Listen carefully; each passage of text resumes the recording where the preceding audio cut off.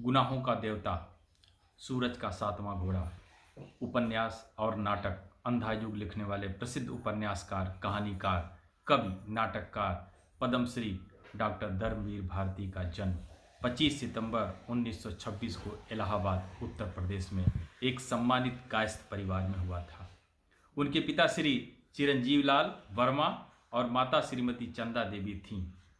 घर और स्कूल से प्राप्त आर्य समाजी संस्कार, इलाहाबाद और विश्वविद्यालय का साहित्यिक वातावरण, देश भर में होने वाले राजनीतिक हलचलें, बाल्यावस्था में ही पिता की मृत्यु और उससे उत्पन्न आर्थिक संकट, इन सब ने उन्हें अति संवेदनशील, तर्कशील बना दिया।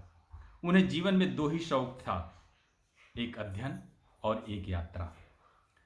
डॉक्टर धर्मवीर भारती को 1972 में पद्मश्री से सम्मानित किया गया। उनका उपन्यास गुनाहों का देवता सदाबहार रचना मानी जाती है। सूरज का सातवां घोड़ा, जिस पर फिल्मकार श्याम बेनेगल ने इसी नाम से एक फिल्म भी बनाई। प्रसिद्ध नाटक अंधा युग को इब्राहिम अलकाजी, राम गोपाल बजाज, अरविंद गौड़, रतन थियम, M.K. रैना, मोहन महर्षि और कई अन्य भारतीय रंगमंच निर्देशकों ने इसका सफल मंचन किया है।